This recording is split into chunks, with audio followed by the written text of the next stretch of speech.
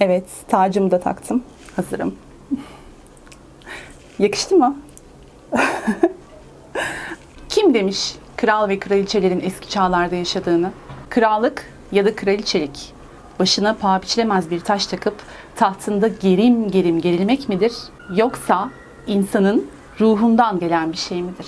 Kral ve kraliçeler günümüzde hala varlar mı? Ve eğer varlarsa neredeler? Beyler bayanlar, hepinize iyi seyirler.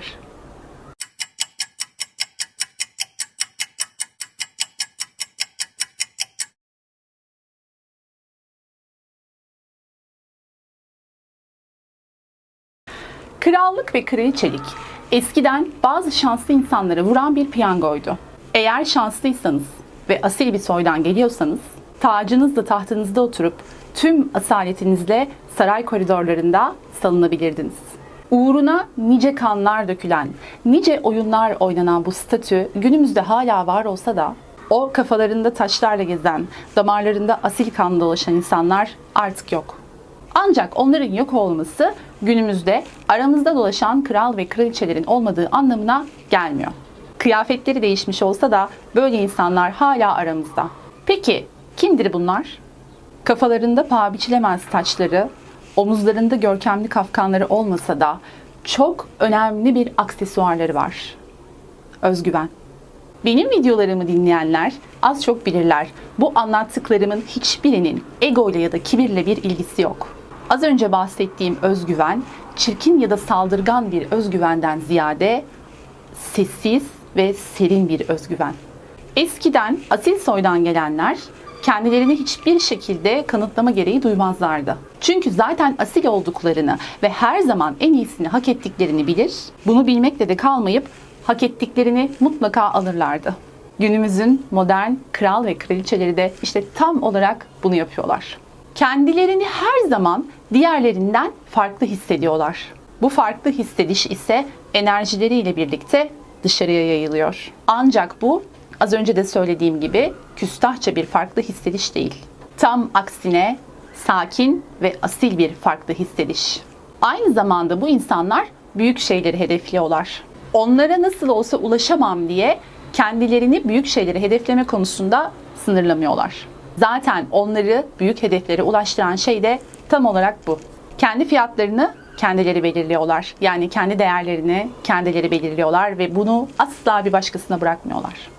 Kendileri hakkında hep güzel olan şeyleri düşünüyorlar. Daha azına razı olup başlarını öne eğip durumu kabullenmiyorlar. Çünkü bu şekilde davranmanın dışarıdan onların karakterinin bir parçasıymış gibi görüneceğini çok iyi biliyorlar. Kendilerini sunmayı çok iyi biliyorlar. Karamsarlığa asla kapılmıyorlar ve görünmez bir taş takmak kaderlerinde varmış gibi davranıyorlar. Bütün bunların temelinde yatan en büyük etken elbette ki özgüven. Bu insanlar ne olursa olsun asla kendilerine olan saygılarını kaybetmiyorlar ve kendilerine saygısızlık yapılmasına da asla müsaade etmiyorlar. Çok önemli bir başka detay daha var. Bu insanlar kendileri hakkındaki değer yargılarına dışarıdaki kurallardan çok daha fazla değer veriyorlar.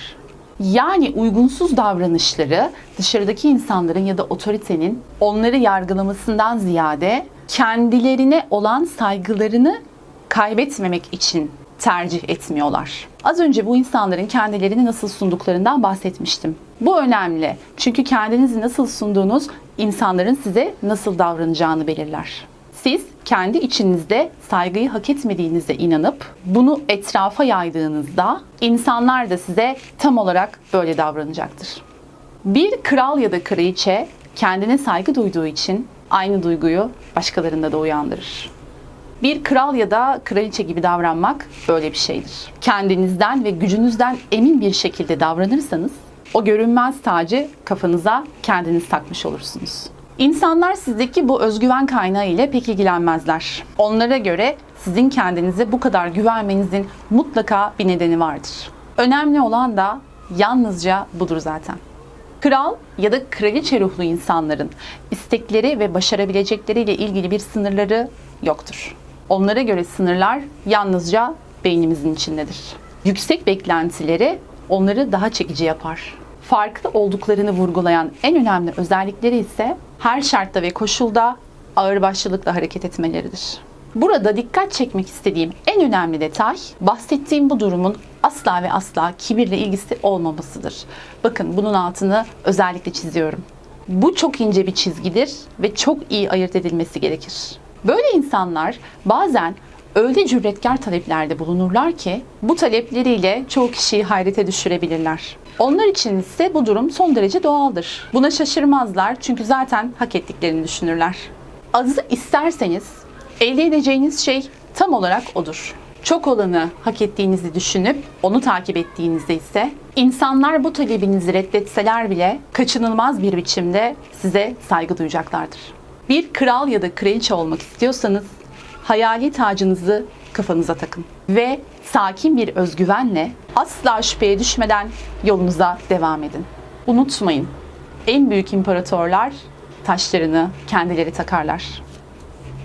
Aşkla kalın.